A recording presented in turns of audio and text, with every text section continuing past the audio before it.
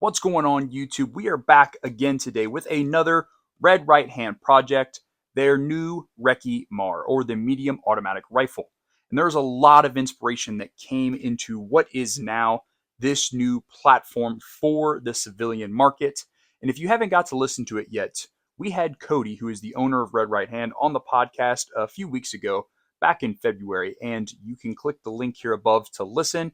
He talks about the inspiration behind why he started Red Right Hand, his experience in the workforce in regards to firearms, and why the idea of both the LSW and now the MSW has kind of came to fruition. But guys, before we dive in, please like, comment, subscribe to the channel.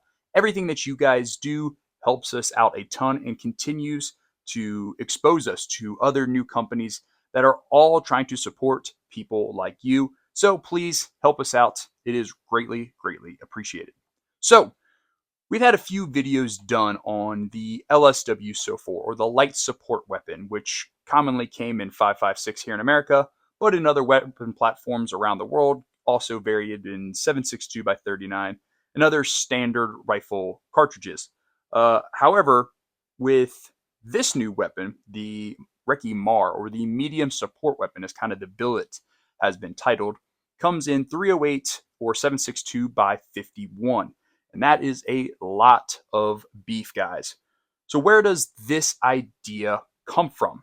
Well, Cody tells us that the idea of the MSW comes from the Browning automatic rifle, or the BAR, which most of us know mainly from World War II and its service in the U.S. military following that in Korea and a bit further on. But the idea kind of died off as far as the heavier caliber automatic rifle in the U.S. military as time progressed, and we wanted to make our infantrymen more lightweight, more maneuverable, and we transitioned more to kind of a all 5.56 loadout for our forces outside of our belt-fed weapons. Now, here we are in 2024, and we're talking about the capabilities for civilians and civilian organizations in defense of their homes, their country, whatever it may be. So this brings us to the MSW. Now, the whole point behind the MSW is that, one, it's familiar. It's in that AR-10 style platform that a lot of us are familiar with, either from maybe our designated marksman builds, as well as the general order of arms for our standard AR-15 weapons. But on top of that, it can still be supplied to some extent and supported by these small units. Obviously, it is magazine fed instead of belt fed. So coming across miscellaneous 308 and 7.62 by 51 can immediately be thrown into magazines and used on this platform, as well as other parts that you may acquire or come across can help keep this weapon up and running.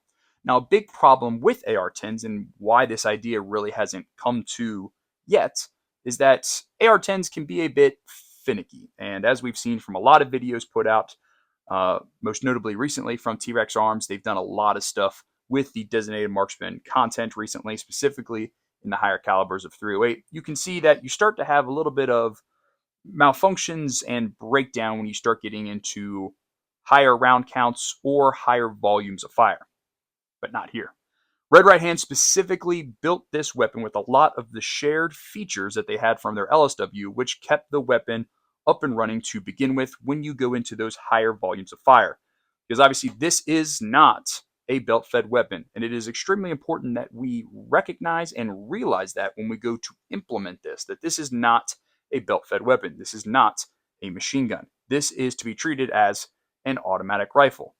Now, although we're not able to make it fully automatic because of unconstitutional laws passed by our government, we can do things like add binary triggers and whatnot, and if you're spicy enough, get more creative to really maximize the capabilities of this weapon platform. So let's go ahead and let's walk through what I have built out here.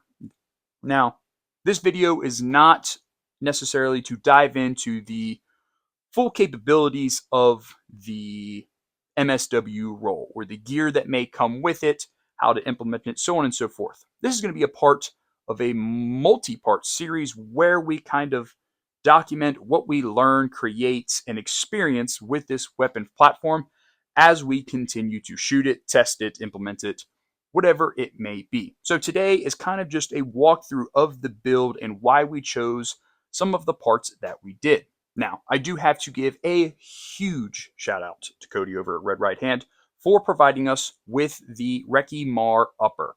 And when you go to Red Right Hand, and whether you're buying LSW builds or MSW builds, you're really just buying the upper and then you're building out the rest of the rifle to you. But we got one of the first MAR uppers from Red Right Hand for us to specifically start testing it and provide him with good feedback. And I thank him a lot for that. ECT and Red Right Hand have been developing a great friendship recently. And some people may say that I'm just shilling for Red Right Hand because they continue to send us stuff. I say you're wrong, because I think Red Right Hand has an absolutely great company, great idea, great products coming to the civilian market. And as ECT, I am all about companies supporting the civilian defense industry. Isaac from TRX Arms kind of came up with that already, but I'm going to use it anyway. Nonetheless, let's dive into the build. So there are, like I said earlier, there are a lot of shared features from the RECCE LMG and IAR, which is in 5.56 from Red Right Hand, over to this RECCE MAR build. As you can see, it is a big rifle. This is not a 10.5-inch rifle. This is a big gun. It barely fits in the frame. So starting off, we have a 20-inch nitride barrel with a 1-to-10 twist, and it sits inside of an Aero Precision M5 upper, specifically M-LOK. Now, when you go to purchase or spec out any of these rifles from Red Right Hand, you do have some selection capabilities when it comes to rail and other parts like that. We went with M-LOK. The M-LOK has come a really, really long way from its first inception. I have no doubts as far as its integrity and strength, and it definitely helps remove some of the weight from an already very, very heavy platform. So, like I said, Aero Precision M5 rail system, and inside we have Red Right Hand's, self-created heat mitigation system, which is essentially a series of, coils and rings around your barrel that pulls heat from your barrel when it starts to get really hot, which then prolongs the life of your barrel. And even on a hot summer day, you can just cant your rifle to the side, bring out your canteen, and just start pouring water all over this. And a lot of people say that's going to ruin the integrity of the barrel. I say nay. Cody has explained it in the comment section of our LSW video on how this works and why that is completely safe to do. I trust him. We have run the absolute dog shit out of the LSWs, and we're going to do the same with this MSW. But it has the heat mitigation system that is custom from Red Right Hand, and then as well as an adjustable gas block. Obviously, everybody's going to be using different grain calibers, different buffer springs, buffer tubes, whatever that might be. So being able to dial that in a little bit goes a whole lot longer of the way. On top of that, we have a Surefire Scout weapon light. This is the 1500 lumen.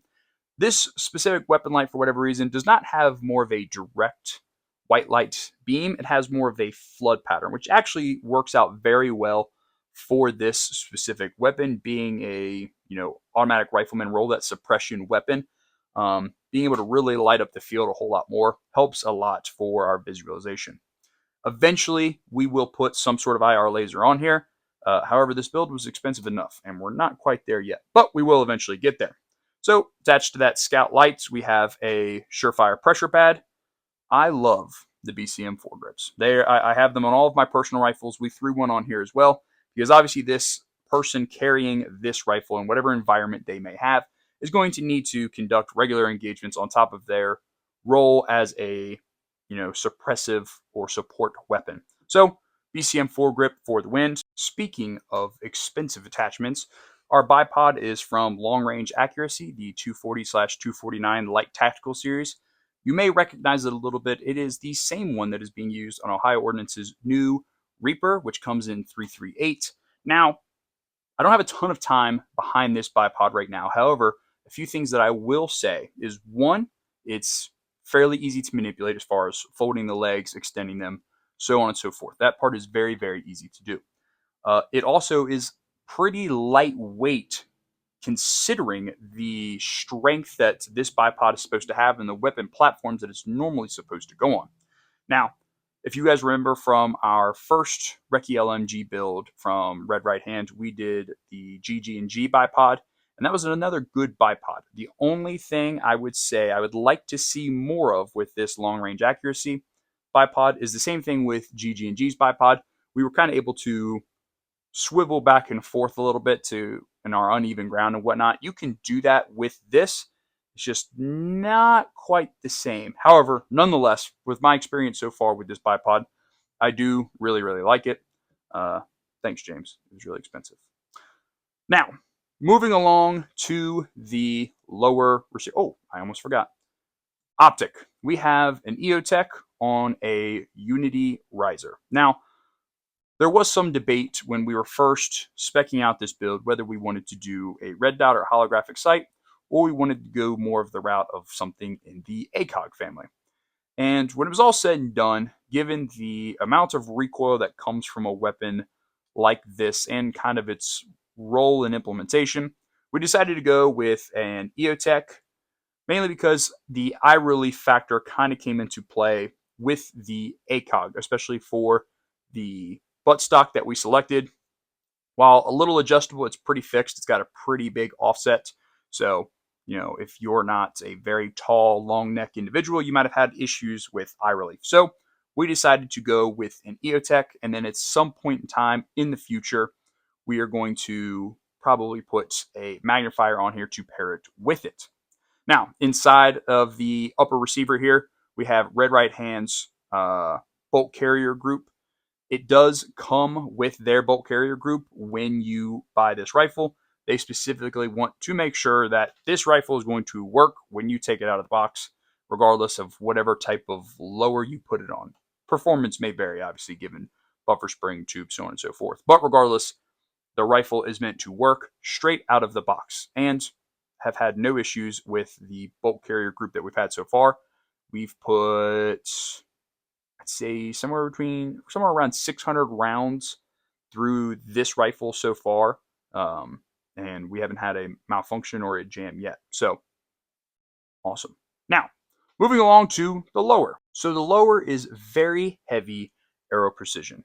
If I remember correctly from our conversations, Red Right Hand specifically says that the Arrow M5 lower is going to be the best frame to kind of tie all of this together, but there are some other options that you can explore.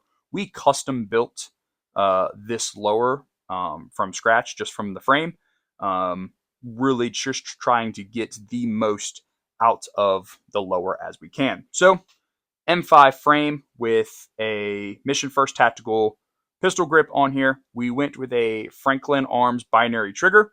Obviously, restrictions, ATFs, laws, in theory. Yeah.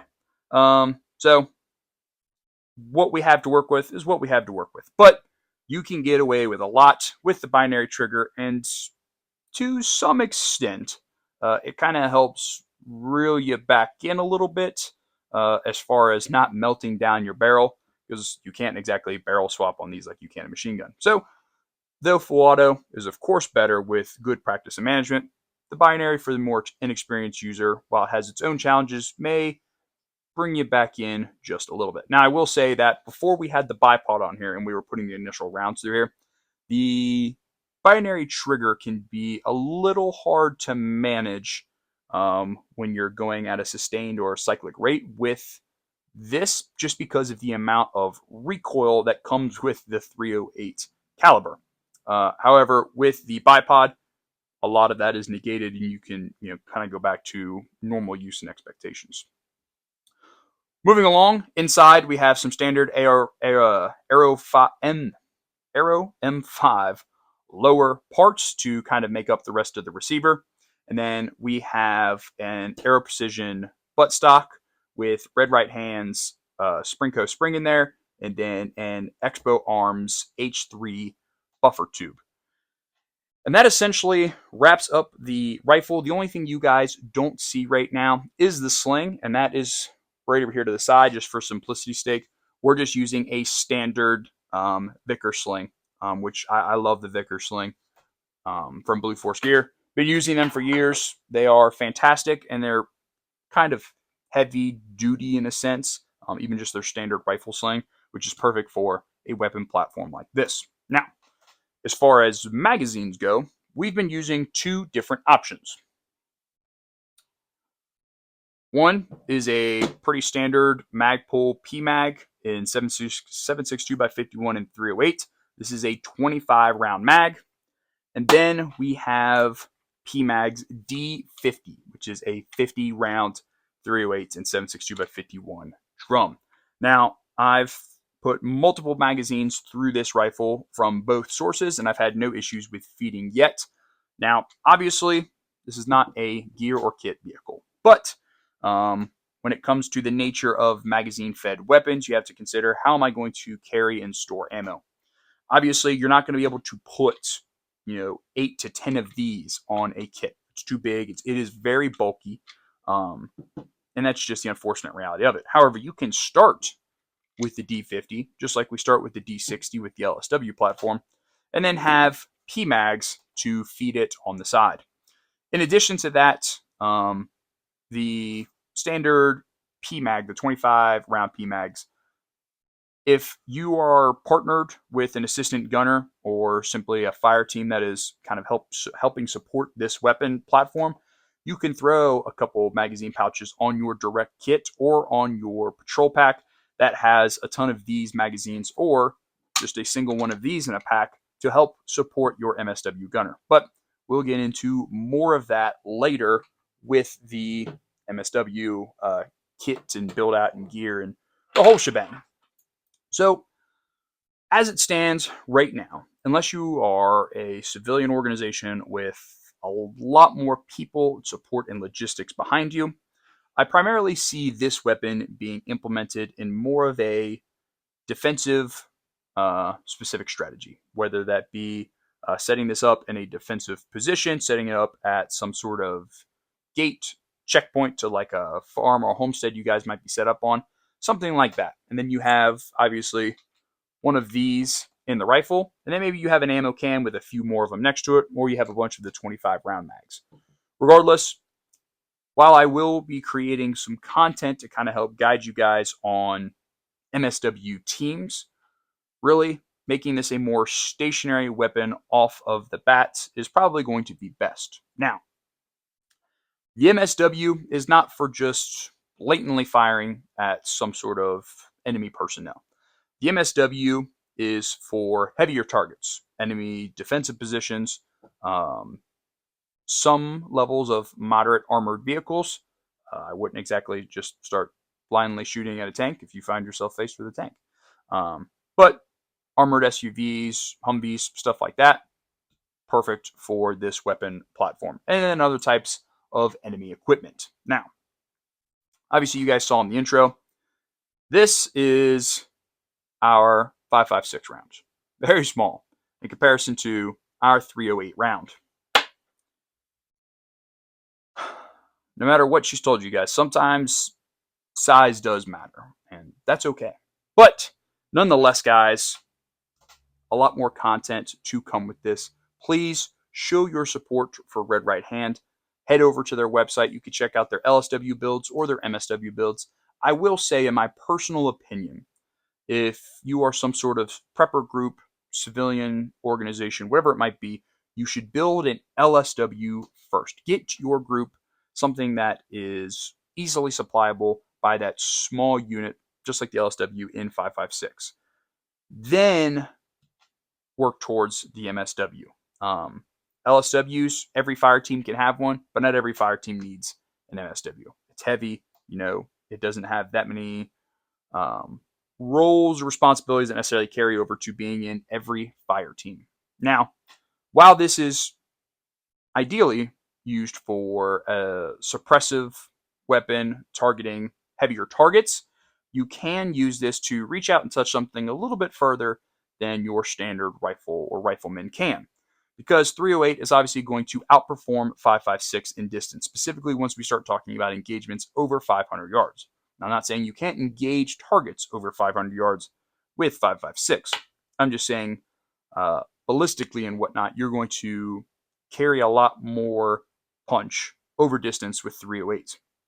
And so long as you have something like a magnifier tied in with this and a good marksman behind this rifle, you can take those longer shots or those longer engagements, specifically for those of you that kind of live out west or down south where it's flat and open. You're going to be looking at engagements that are much more than 300 yards versus a lot of us in the kind of Appalachian area up into the northeast who have a lot of heavy, dense woodland, rolling hills and whatnot that really breaks that up. I guess my guys out west in the Rockies know about that as well. But that's about all I got for this video, guys. The next time you probably see this thing, it will be painted. I have to give one final shout out to Partisan Solutions. Partisan Solutions is kind of ECT's right-hand man right now as far as kind of helping us out with armorer style stuff. Guy that runs it, super smart guy, helped us put all of this together, built out our lower for us. So really awesome guy. Head over to Partisan Solutions, guys. They have been big supporters of the channel as well, and show them some love. That's all I've got, guys. Until next time, train hard, train often.